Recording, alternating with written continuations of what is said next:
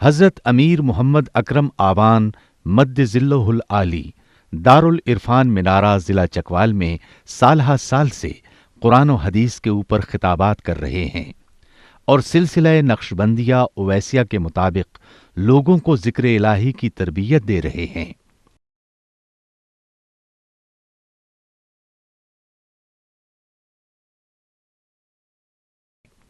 وہ قرآن پاک کی تفسیر ترتیب وار بیان کر رہے ہیں۔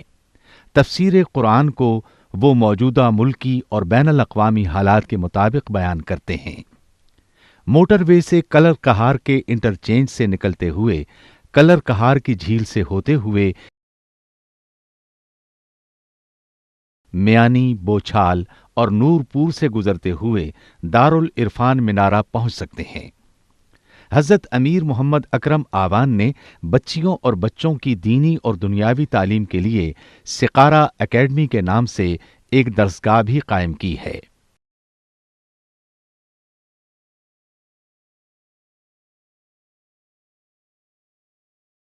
جس کا افتتاح ملک پاکستان کے صدر جنرل محمد ضیاء الحق نے اپنے دست مبارک سے کیا تھا۔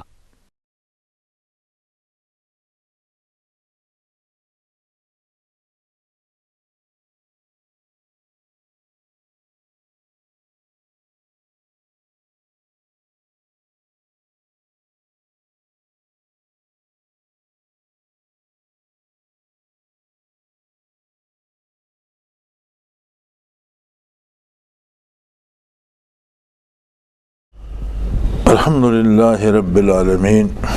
والصلاة والسلام علی حبیبہ محمد وآلہ وصحبہ اجمعین۔ اعوذ باللہ من الشیطان الرجیم، بسم اللہ الرحمن الرحیم۔ وَأَتِمُّوا الْحَجَّ وَالْعُمْرَةَ لِلَّهِ فَإِنْ أُحْصِرْتُمْ فَمَا اسْتَيْسَرَ مِنَ الْهَدْيِ وَلَا تَحْلِقُوا رُؤُوسَكُمْ حَتَّى يَبْلُغَ الْهَدْيُ مَحِلَّهُ فمن كان منكم مريضا أو به أذى من رأسه ففدية من صيام أو صدقة أو نسك فإذا آمنتم فمن تمتع بالعمرة إلى الحج فما استيسر من الهدي فمن لم يجد فصيام 3 أيام في الحج و7 إذا رجعتم تلك 10 كاملة ذلك لمن لم يكن أهله حاضر المسجد الحرام واتقوا اللہ واعلموا ان اللہ شدید العقاب۔ اللہم سبحانک لا علم لنا الا ما علمتنا انک انت العلیم الحکیم۔ مولا صلی وسلم دائما ابدا علی حبیبک من زانت بہ الاسر۔ پیچھے بات چل رہی تھی جہاد کی اور اس کے حدود و قیود کی، اور اس میں تلقین فرمائی گئی تھی کہ جتنی کوئی زیادتی کرے اس کے ساتھ اتنی زیادتی تو کر سکتے ہیں آپ، اس سے بڑھ کر زیادتی نہیں کر سکتے۔ پھر آگے انفاق فی سبیل اللہ کی بات آئی، جہاد کی بات آئی، اور انفاق اور جہاد میں ایک اشارہ فرمایا گیا کہ احسنوا، جو بھی عبادت الہی کرنی ہے وہ تہ دل سے کرو۔ اللہ کریم کو صرف ارکان کو دیکھنا ہی پسند نہیں ہے کہ آدمی ارکان پورے کر لے، وضو صحیح کرے، نماز درست پڑھے، ٹھیک ہے، بہت اچھی بات ہے، لیکن اس کے ساتھ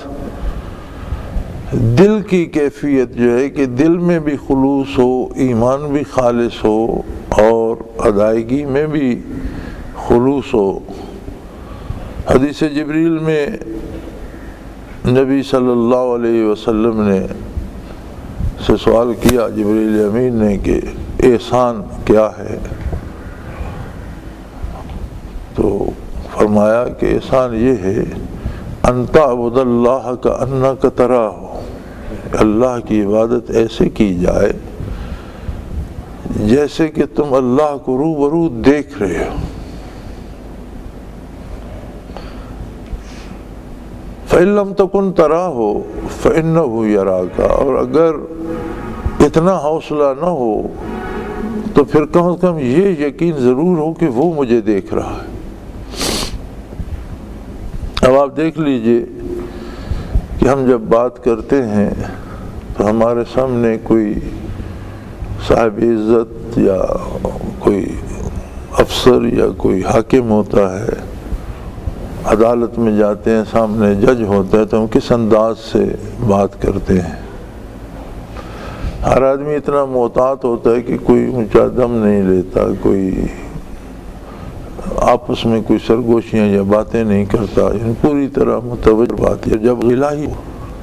اللہ کریم حکم کی بجا آوری ہو اور اللہ کریم روبرو ہو تو بندے کی کیا کیفیت ہونی چاہیے؟ اس کیفیت کا نام ہے احسان۔ اب احسان کے لیے ایک نسخہ تجویز فرمایا کہ ایک طریقہ یہ بھی ہے کہ قلبی کیفیات حاصل ہوں اور حضور الہی حاصل ہو کہ اللہ کے لیے حج اور عمرہ کرو۔ وَأَتِمُّ الْحَجَّ وَالْعُمْرَةَ لِلَّهِ۔ ایک طریقہ یہ بھی ہے کہ اللہ کے گھر جاؤ، اگر توفیق ہو تو فرض ہے، زندگی میں ایک بار تو فرض ہے حسب صاحب حیثیت پر، اور اگر حیثیت نہیں ہے تو فرض نہیں ہے، لیکن اگر میسر ہو جانا تو یہ بڑی سعادت ہے۔ وہاں ایک صورت بنتی ہے کہ آدمی عمرہ کرے تو عمرہ بھی حج ہے، صرف یہ ہے کہ عمرے میں قربانی اور منا جانا اور عرفات جانا یا مزدلفہ ٹھہرنا نہیں ہے، باقی بیت اللہ شریف میں جو ہے طواف کرنا، نوافل پڑھنا اور صفا مروہ کی سعی کرنا اور پھر بال مڑانا، یہ سارا تو عمرے میں ہے، تو چھوٹا حج ہے عمرہ بھی۔ اللہ کے لیے عمرہ کرو، حج کرو۔ حج اور عمرہ کیا ہے کہ آپ خواہ بادشاہ ہیں خواہ فقیر ہیں، آپ کا لباس قیمتی ہے یا عامیانہ ہے، سارے اپنا پہناوا اتار کر دو انسلی چادریں استعمال کرتے ہیں، ایک کمر سے باندھ لی، ایک اوپر اوڑھ لی، یعنی جس طرح آدمی کو کفن دیا جاتا ہے دو چادروں کا، وہ زندگی میں بندہ اپنی وہ صورت بناتا ہے، پھر اللہ کے حضور پیش ہو کر اس کے گھر کا طواف کرتا ہے۔ محبت تجلیات ہے بیت اللہ شریف، اور حضور حق کا مشاہدہ کرنے کی کوشش کرتا ہے کہ اللہ کی ذاتی تجلیات برس رہی ہیں اور میں ان کے گرد پھر رہا ہوں، پھر وہاں نوافل ادا کرتا ہے، پھر صفا و مروہ کی سعی کرتا ہے، اور اس کے بعد اگر حج ہے تو پھر منا جاتا ہے، پھر منا سے عرفات جاتا ہے، اور واپسی پر مزدلفہ میں ٹھہرتا ہے، پھر صبح منا آتا ہے، اس کے بعد کنکر مارتا ہے، پھر قربانی کرتا ہے اور سر مڑا دیتا ہے۔ وَأَتِمُّ الْحَجَّ وَالْعُمْرَةَ لِلَّهِ، حج اور عمرہ اللہ کے لیے کرو، کہ یہ حضور حق کو دل میں اتارنے کے لیے اور دل کو اس پر یقین کرنے کا ایک بہت بڑا نسخہ ہے کہ آپ صرف دو انسلی چادریں لے کر اللہ کے گھر کے سامنے کھڑے ہو کر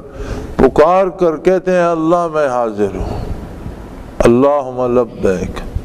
لا شریک لک لبیک، تیرا کوئی شریک نہیں ہے، میں تیری بارگاہ میں حاضر ہوں۔ ان الحمد والنعمت والملک، تمام خوبیاں، تمام نعمتیں اور ساری سلطنت صرف تیری ہے، میں تیری بارگاہ میں حاضر ہوں۔ پھر آگے حج اور عمرے کے مسائل ہیں جن میں ایک قربانی ہے۔ حج کرنے پر تو قربانی ضروری ہو جاتی ہے، عمرہ چونکہ منا عرفات میں نہیں جاتے، تو سیدنا ابراہیم علیہ السلام جب مائی صاحبہ کو اور حضرت اسماعیل علیہ السلام کو چھوڑ کے تو شیرخوارگی کی حالت میں تھے حضرت اسماعیل، اور بڑی عجیب صورتحال تھی کہ آپ کو حکم ہوا کہ اسماعیل کو ان کی والدہ کے سمیت وہاں چھوڑ آئیں جہاں کبھی بیت اللہ تھا۔ اس سے پہلے طوفان نوح میں بیت اللہ شریف ختم ہو گیا تھا، تو ایک ٹیکری سی تھی، اور بہت سے انبیاء جن کی اقوام ہلاک ہوئیں ہجرت کر کے وہیں آ جاتے، جھونپڑیاں بنا کر رہتے، وہیں ان کے وصال ہوئے، اور وہیں ہوا نے ریت اڑا اڑا کر ان کے مدفن بنا دیے۔ تو طوفان نوح علیہ السلام کے بعد بیت اللہ شریف تعمیر نہیں کیا گیا، تاکہ بڑھاپے میں آخری عمر میں اللہ جل شانہ نے حضرت ابراہیم علیہ السلام کو حضرت اسماعیل علیہ السلام عطا فرمائے۔ بڑھاپے کی اولاد تھی، اللہ کے اولی العزم رسول تھے، نور نبوت رخ انور پہ چمک رہا تھا، لیکن اللہ کے اپنے کام ہیں اور وہ خود اپنے کاموں کو صحیح سمجھتا ہے۔ انہیں رہنمائی کرنی تھی قیامت تک آنے والی نسل انسانی کی، تو اللہ کریم نے حکم دیا کہ آپ اسماعیل علیہ السلام کو اور ان کی والدہ حضرت ہاجرہ رضی اللہ تعالیٰ عنہ کو وہاں چھوڑ آئے جہاں کبھی بیت اللہ تھا۔ اب بیت اللہ تو معدوم ہے، یا اللہ ہم کیسے پہنچیں گے؟ فرمایا جبرائیل امین رہنمائی کریں گے اور آپ چل پڑیں۔ آپ اہلیہ کو، ننھے سے بچے کو لے کر نکل پڑے۔ واقعہ میں علماء لکھتے ہیں کہ جہاں کہیں سستانے کے لیے رکتے جبرائیل امین ٹھہر جاتے کہ جہاں آپ سستا لیں، تو آپ سمجھتے کہ شاید یہی وہ جگہ ہے منزل پہ آپ پہنچے، ورنہ ہر قدم انہیں اپنے گھر سے دور لیے جا رہا تھا۔ اس زمانے میں وہ علاقہ غالباً مصر کے زیر نگین تھا جہاں وہ قیام فرما تھے، اور کہاں بیت اللہ شریف تھا۔ جب پھر چل پڑتے، پھر ساتھ چل پڑتے، تو جبرائیل امین نے انہیں وہاں پہنچایا جہاں اب آب زمزم کا کنواں ہے۔ بیت اللہ شریف کا یہ سین نہیں تھا، یہ ایک درمیان میں گول سی ٹیکری بنی ہوئی تھی، اور مکہ مکرمہ کے جتنے بازار بنے ہوئے ہیں یہ سارے نالے آ کر اس ٹیکری میں جمع ہوتے، اور پھر اس سے ایک طرف کو پانی بہہ جاتا، تو درمیان میں بن گئی تھی بیت اللہ کی جگہ چھوٹی سی پہاڑی سی، اور ارد گرد نالا تھا، سارے نالے۔ اب بھی سارے شہر کا پانی وہیں بیت اللہ شریف کے نیچے جمع ہو کر اب زیر زمین انتظام ہو گیا ہے، پانی وہیں جمع ہوتا ہے اور پھر ایک بڑے نالے کی طرف نکل جاتا ہے۔ تو آپ نے وہاں قیام فرمایا۔ یہ صحیح جو حج میں کی جاتی ہے، صفا اور مروہ کے درمیان جو دوڑ لگائی جاتی ہے، یہ بھی حضرت ہاجرہ رضی اللہ تعالی عنہا کی مقبولیت کی یادگار ہے۔ سیدنا ابراہیم علیہ السلام نے جب وہاں چھوڑ دیا، حکم ہوا کہ اب آپ چلے جائیں، تو وہی اللہ سے نبی وصول کرتا ہے، سنتا بھی وہی ہے، سمجھتا بھی وہی ہے۔ حضرت ہاجرہ صحابیہ تو تھیں، اہلیہ محترمہ بھی تھیں ابراہیم علیہ السلام کی، لیکن نبی تو نہیں تھی۔ کوئی خاتون نبوت سے سرفراز نہیں کی گئی، کوئی خاتون نبی نہیں ہوئی۔ اور بڑا سادہ سا مسئلہ ہے کہ یہی مسئلہ نیچے امامت تک آتا ہے۔ یہ جو آج عورتوں کو امامت کا شوق آ گیا ہے، یہ عورتوں کے لیے نہیں ہے۔ اگر عورتوں کو امامت کرنا ہوتی تو کوئی خاتون بھی نبی ہوتی۔ یہ اللہ کریم نے اپنی اپنی ذمہ داریاں بانٹی ہیں، جس کے جو ذمے ہے وہی اس کے لیے صحیح اور درست ہے، اس کے خلاف کرنا حدود الہی سے تجاوز ہے۔ تو جو دانہ پانی، کچھ کھجوریں، کچھ پانی کی چھاگل، جو مشکیزہ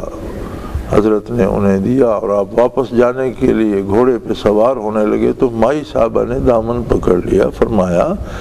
اس ویرانے میں اور بے آب و گیا صحرا میں اور ان سیاہ پہاڑوں اور چٹانوں میں آپ ہمیں چھوڑ کر کیوں جا رہے ہیں، اور ہمارا کیا ہوگا؟ تو انہوں نے فرمایا اللہ کا حکم یہی ہے۔ آپ نے فرمایا اگر یہ اللہ کا حکم ہے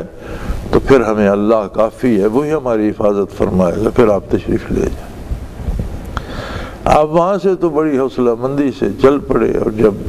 وہ جگہ اوجھل ہوئی اور نالے کا موڑ مڑے تو رک گئے اور دعا فرمائی، رب انی ترکت من ذریتی بواد غیر ذی زرع، اے اللہ میں اپنے معصوم بچے اور بیوی کو ایک بے آباد اور ویران جگہ پر چھوڑ کر جا رہا ہوں، اللہ تو اس جگہ کو ایسا شرف عطا فرما کہ یہاں دنیا بھر کی مخلوق جمع ہو، تیرے بندے یہاں حاضر ہوں، یہاں شہر بنے، آبادیاں ہوں، اور انہیں وافر رزق عطا فرما اور انہیں دنیا کی ہر نعمت عطا فرما۔ آپ تشریف لے گئے، پانی نے 2 دن گزارا کیا ہوگا، 3 دن کیا ہوگا، ختم ہو گیا، پیاس لگنے لگی، حتیٰ کہ مائی صاحبہ کا دودھ تک خشک ہو گیا، اور اسماعیل علیہ السلام کو پلانے کے لیے دودھ تک خشک ہو گیا، تو آپ پریشان ہو گئیں،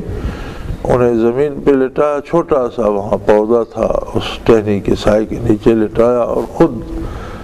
پہاڑیاں دونوں صفا اور مروہ سامنے تھیں، اور یہ نسبتاً کم بلند تھیں، دوسرے پہاڑ بہت بلند تھے، تو آپ کوہ صفا پہ چڑھیں کہ پہاڑی پہ چڑھ کر دیکھیں کہیں کوئی پرندہ اڑتا نظر آئے، کہیں کوئی جانور دکھائی دے، کوئی انسان نظر آئے تو پتہ چلے کہیں کوئی پانی کے نشان ہیں۔ پھر پہاڑی سے نیچے اتریں تو اب تو تقریباً برابر ہو گیا، اور تھوڑی چھوٹے نشان پہاڑیوں کے ہیں، تو تب بہت گہرائی تھی، تو جب تک تو اسماعیل علیہ السلام سامنے تھے تب تک تو آرام سے چلتی آئیں، اب نیچے گہرائی میں اتری تو بیٹا نظروں سے اوجھل ہو گیا، تو آپ نے دوڑ لگائی اور وہاں جا کر رکیں جہاں سے پھر اسماعیل علیہ السلام نظر آتے تھے۔ اسی طرح وہاں اس پہاڑی پر بھی کچھ نظر نہ آیا تو پھر واپس آئیں، پھر جہاں سے اسماعیل علیہ السلام نظروں سے اوجھل ہوئے تو آپ نے دوڑ لگائی اگلی پہاڑی تک۔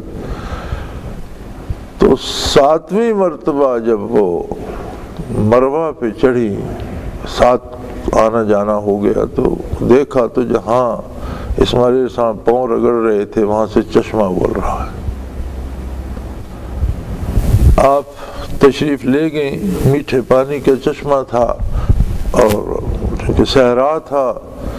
پانی ملتا نہیں تھا، آپ نے اس گرد ریت کی دیوار بنانا شروع کر دی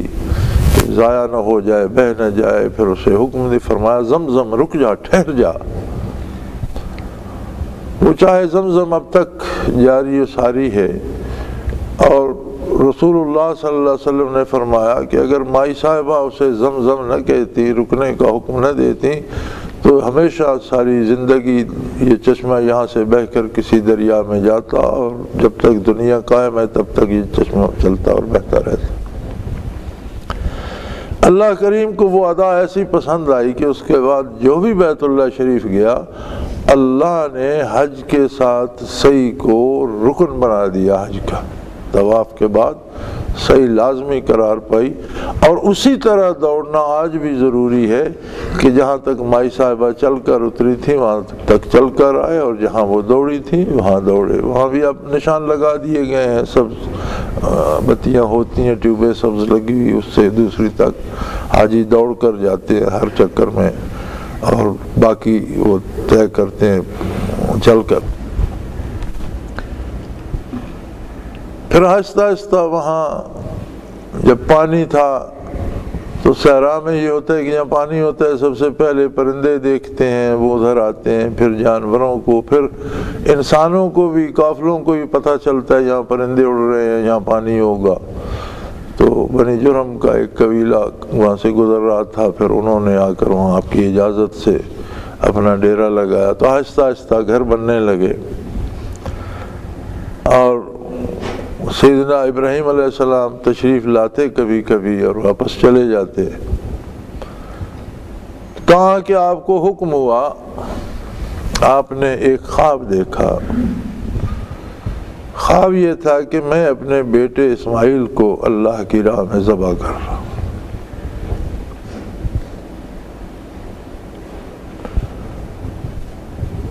تشریف لے آئے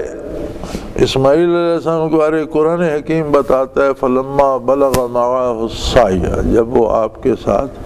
چلنے پھرنے کے قابل ہوئے، بچہ جب انگلی پکڑ کر چلتا پھرتا ہے، دوڑتا بھاگتا ہے، تو حکم ہو گیا کہ انہیں اللہ کی راہ میں، آپ نے دیکھا خواب میں کہ اللہ کی راہ میں ذبح کر رہا ہوں۔ آپ تشریف لائے، مائی صاحبہ سے فرمایا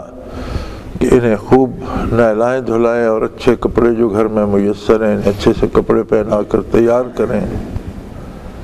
اب یہ عجیب بات ہے کہ وحی کو جاننا اور سمجھنا نبی کا منصب ہے۔ مائی صاحبہ کی عظمت تو دیکھیں کہ جہاں آپ نے دوڑیں لگائیں وہاں ساری دنیا دوڑی، حتیٰ کہ آقا نامدار صلی اللہ علیہ وسلم نے بھی اس سنت کا اتباع کیا اور آپ نے بھی وہاں دوڑ لگائی۔ لیکن مائی صاحبہ نبی نہیں تھی، ان سے بات میں شراکت نہیں کی، انہیں بتایا نہیں کہ میں نے یہ خواب دیکھا ہے۔ اسماعیل علیہ السلام کو تیار کر کے ساتھ لے کے چلے، ارادہ تو تھا اب کہ میں اپنے خواب کی تکمیل کروں۔ تو راستے میں جہاں آج بھی حاجی شیطانوں کو پتھر مارتے ہیں، وہاں 3 جگہ شیطان نے روکنے کی کوشش کی کہ آپ بزرگوار ہیں، اللہ کے نبی ہیں، یہ کیا غضب کرنے جا رہے ہیں کہ بیٹے کو ذبح کر دیا جائے۔ تو آپ نے اسے کنکر مارے، بھاگ گیا۔ دوسری جگہ پھر روکنے کی کوشش کی، تیسری جگہ پھر۔ تو آج بھی حاجی جب مینا میں واپس آتے ہیں عرفات سے تو وہاں نشان بنے ہوئے ہیں اور اس سنت کی پیروی بھی کرتے ہیں، کنکر مزدلفہ سے اٹھا کے لاتے ہیں اور انہیں ساتھ ساتھ کنکر روزانہ مارتے ہیں۔ تو آپ وہاں لے گئے جہاں آپ قربان گاہ مینا میں بنی ہوئی ہے، وہاں جا کر بیٹے سے بات کی، انی ارا فی المنام، بیٹا میں نے خواب دیکھا ہے، انی اذبحک، کہ میں آپ کو ذبح کر رہا ہوں۔ قرآن حکیم نے یہ نہیں فرمایا کہ انہوں نے خواب دیکھا تھا کہ میں نے ذبح کر دیا ہے، یہ دیکھا تھا میں ذبح کر رہا ہوں۔ اسماعیل علیہ السلام اگرچہ ننھے بچے تھے لیکن تھے تو اللہ کے رسول، اور رسالت وحی ہوتی ہے،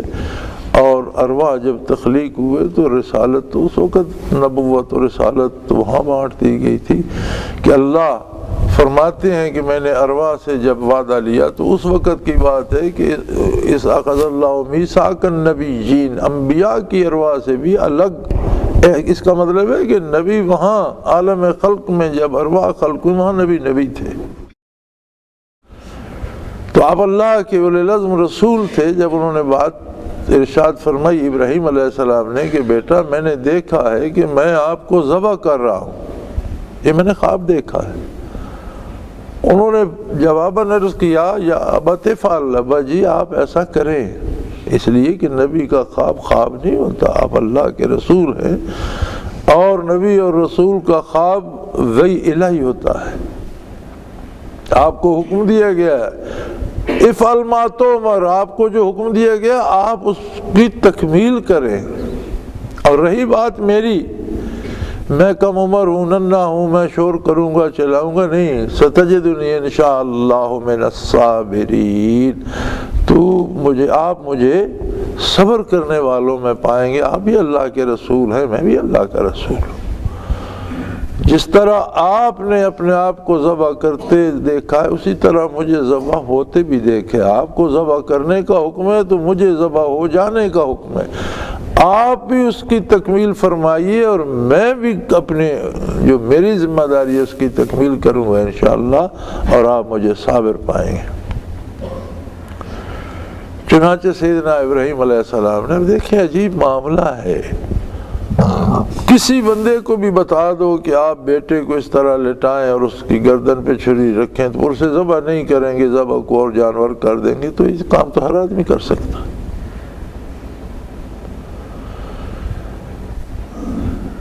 علوم الہی کی کوئی حد نہیں ہے، انبیاء کو جو علوم دیے جاتے ہیں وہ ہماری سمجھ سے بالاتر ہیں، لیکن وہ ایسا قادر ہے کہ جو چاہے وہ دیتا ہے، جو نہ چاہے اس کی بھنک نہیں پڑنے دیتا۔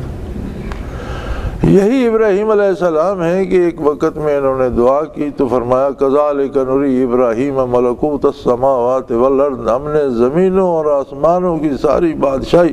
کھول کر رکھ دی ابراہیم کے علیہ السلام کے سامنے۔ اب کون اندازہ لگا سکتا ہے کہ اس میں آپ نے کیا کیا دیکھا، کیا کیا جانا۔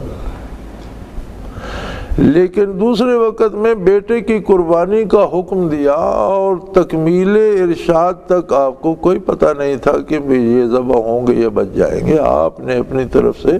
ذبح کر دیے، لیکن اللہ کو بچانا مقصود تھا، اور یہ راز نہ بتایا جب تک اس پر عمل نہیں ہوا۔ تو علوم الہی کی کوئی حد نہیں ہے، اور اپنے بندوں کو بھی بے پناہ علوم عطا فرماتا ہے، دنیا داروں کو دنیا کے بے پناہ علوم عطا فرمائے، اہل اللہ کو دین کے اور آخرت کے بے پناہ علوم عطا فرماتا ہے، اور سب علوم کا خزانہ محمد الرسول صلی اللہ علیہ وسلم کی ذات عالی صفات ہے، لیکن جو چیز نہ بتانا چاہیے اس کی اپنی مرضی۔ آپ نے اپنی آنکھوں پہ بھی پٹی باندھی کہ ذبح کرتے وقت بیٹے کو دیکھ کر کہیں شفقت پدری ہاتھ نہ لرزا دے، بیٹے کی آنکھوں پہ بھی پٹی باندھی کہ کہیں بے بسی سے میرے طرف نہ دیکھے، اور لٹایا بسم اللہ اللہ اکبر، بہت تیز چھری کر کے رکھی تھی کہ تکلیف نہ ہو، ذبح کر دی اور ذبح ہو گئے، خون کے فوارے پھوٹے۔ اب یہ اللہ کی حکمت کہ اللہ کریم نے جب حضرت نے چھری رکھی تو جبرائیل امین کو حکم دیا کہ جنت سے دمبا لے جا کر چھری کے نیچے رکھ دو اور اسماعیل کو کھڑا کر دو۔ اب انہیں اتنا نہیں پتا چلا کہ جبرائیل امین نے وہاں دمبے کی گردن رکھ دی اور اسماعیل علیہ السلام کو کھڑا کر دیا۔ جب آپ نے چھری چلائی، خون کے فوارے بہے، جسم تڑپا، ٹھنڈا ہو گیا، تو آپ نے آنکھوں سے پٹی کھولی تو دیکھا اسماعیل علیہ السلام تو کھڑے ہیں اور ایک دمبا کٹا پڑا ہے۔ تو آپ پریشان ہو گئے کہ جو مجھے حکم تھا اس کی تعمیل نہ ہو سکی، پھر کہ وہی الہی آئی قد صدقت الرؤیا، اے ابراہیم تم نے خواب سچ کر دیکھا، اب یہ ہماری مرضی۔ اسماعیل علیہ السلام کی پیشانی میں تو ہم نے نور محمد الرسول اللہ رکھا ہوا ہے، ان کی نسل سے تو میرا حبیب پیدا ہوگا، انہیں ذبح کرانا مقصود نہیں تھا، آپ کی بلندی درجات مقصود تھی، آپ نے اسماعیل ذبح کر دیا، اب یہ میری مرضی کہ میں نے اس کی جگہ ایک دمبا کٹوا دیا، تو یہ میری مرضی، آپ نے جو حکم دیا تھا اس کی تکمیل کر دی۔ تب سے یہ قربانی کی سنت آ رہی ہے۔ آج ہم جو جانور اللہ کی راہ میں قربان کرتے ہیں تو ہم ذبح تو ایک بکرا، ایک دمبا یا گائے بیل یا بھینس یا کوئی جانور، اونٹ یا کوئی جانور کرتے ہیں، لیکن رحمت الہی کے وہ انوارات متوجہ ہوتے ہیں جو سیدنا ابراہیم علیہ السلام پر وقت ذبح اسماعیل متوجہ ہوئے تھے۔ یہ اس کا احسان ہے کہ اس نے یہ نعمت عام کر دی اور آقا نامدار صلی اللہ علیہ وسلم کو اس میں اتباع کا حکم دیا، اور حضور صلی اللہ علیہ وسلم نے یہ نعمت امت پہ عام کر دی۔ ہمیں بطفیل محمد الرسول اللہ نصیب ہوئی ہے، یہ بھی یاد رکھیں۔ اگر حضور قربانی نہ فرماتے تو ہمارے دین کا حصہ نہ بنتے، کیونکہ ہمیں اتباع محمد الرسول اللہ صلی اللہ علیہ وسلم کا کرنا ہے۔ ہم جو قربانی کرتے ہیں تو باتباع محمد الرسول اللہ صلی اللہ علیہ وسلم کرتے ہیں، لیکن آپ نے اس سنت ابراہیمی کا احیا کر کے پوری امت پر یہ احسان کر دیا کہ مال و دولت، زر و جواہر، حکومت و سلطنت سے خون جگر زیادہ عزیز ہوتا ہے، اور پھر عام بیٹا نہ ہو، بیٹا اولی العزم رسول ہو، اسماعیل علیہ السلام جیسا بیٹا ہو جس کی پیشانی نور محمدی سے منور ہو، ایسے بیٹے کو انتہائی بچپن میں جب وہ توتلی باتیں کرتا ہے اور لڑکھڑاتا چلتا ہے، ذبح کرنے کا حکم مل جائے، اور اللہ کا اولی العزم رسول ابراہیم علیہ السلام اطاعت الہی بجا لانے کے لیے چھری لے کے تیار ہو جائے اور اسماعیل علیہ السلام گردن کٹانے کو تیار ہو جائے، تو کس طرح کی رحمت الہی ادھر متوجہ ہوئی ہوگی، کیفیت کیا ہوگی۔ آج اگر ہمیں بطفیل محمد الرسول اللہ صلی اللہ علیہ وسلم اللہ نے یہ سعادت بخشی ہے کہ ہم بھی ایک جانور اللہ کی راہ میں کاٹے اور ان رحمتوں کا، ان عنایات کا اور اللہ کی اس بخشش کا مزہ لیں، اور وہ کیفیات ہم پر بھی وارد ہوں اور وہ بخشش ہم پر بھی وارد ہو، تو یہ قربانی کی حقیقت ہے۔ اور یہاں سے قربانی شروع ہوئی۔ جو حج کا تو لازمی حصہ بن گئی کہ حج کرے تو قربانی ضرور کرے، اور عامت الناس کے لیے روئے زمین پر اللہ نے یہ دروازہ کھول دیا کہ جو مسلمان جہاں ہے وہ اس دن قربانی کرے تو اللہ کریم اسے وہی برکات عطا فرماتا ہے۔ اور یہ بھی یاد رہے کہ ہم خانہ پوری کرتے ہیں، یہ ضروری نہیں کہ ایک ہی قربانی کی جائے، اپنی حیثیت کے مطابق ہے، کوئی 1 کرے، 5 کرے، 10 کرے، 100 کرے۔ نبی کریم صلی اللہ علیہ وسلم نے ایک دفعہ 100 اونٹ قربان کیا تھا، یعنی 100 قربانی بھی حضور نے دی تھی اور 100 قربانی اونٹ کی دی تھی، اور 63 اونٹ حضور نبی کریم صلی اللہ علیہ وسلم نے خود نیزے سے گرائے تھے۔ اونٹ کو 2 طرح سے ذبح کیا جاتا ہے، ایک تو گردن کاٹ کر، اور ایک اس جگہ تکبیر پڑھ کے نیزہ مارا جاتا ہے جس سے وہ جلدی گر جاتا ہے، پھر بعد میں گردن بھی تکبیر پڑھ کر کاٹ دیتے ہیں 2-3 جگہ سے کہ گردن لمبی ہوتی ہے اور خون جم نہ جائے۔ تو 63 اونٹوں کو حضور صلی اللہ علیہ وسلم نے خود نیزے مارے تھے اور باقی حضرت علی کرم اللہ وجہ الکریم کے سپرد کر دیے تھے۔ تو اس کا مطلب ہے کہ ایک آدمی اگر 100 اونٹ کی قربانی بھی کرے تو یہ بھی سعادت ہے، کرے، یعنی صاحب حیثیت جو ہے، جس کے پاس دولت ہے، جو پیسہ ہے، کر سکتا ہے۔ اور ایک اور مسئلہ عہد جدید کا کہ جانور ذبح نہ کیے جائے، پیسے دے دیے جائیں، بھئی پیسے کسی غریب کو دو، مستحق کو دو، صدقہ دینے کا ثواب ہوگا، قربانی ادا نہیں ہوگی جب تک آپ جانور اللہ کی راہ میں نہیں کاٹیں۔ ہاں، جانور کا گوشت بے شک پھر مساکین کو دے دو اور وہ حق ادا ہو جائے گا۔ تو قربانی کے لیے ضروری ہے کہ اسی طرح کیا جائے، اور سب سے بڑی سعادت یہ ہے کہ اگر آدمی خود ذبح کرنے کی استطاعت رکھتا ہو تو خود ذبح کرے تو بہت بڑی سعادت ہے، اور خود سے نہیں ہو سکتی کسی سے کرا لے، لیکن جانور ذبح کر کے قربانی ادا ہوتی ہے۔ اب اس کے مسائل تو عام ہیں، سارے اخباروں میں بھی آئے ہیں کہ جانور کیسا ہونا چاہیے اور ذبح کیسے کیا جاتا ہے۔ تو بہرحال یہ عید، قربانی کی عید 3 دن کی ہوتی ہے، پہلے دن ذبح ہو سکتا ہے، دوسرے دن ذبح ہو سکتا ہے، تیسرے دن دوپہر سے پہلے تک، زوال آفتاب تک تیسرے دن بھی ذبح ہو سکتا ہے۔ آگے آیت کریمہ کی بات انشاءاللہ اگلے جمعے کریں گے، وقت ختم ہو گیا۔ وآخر دعوانا الحمدللہ رب العالمین۔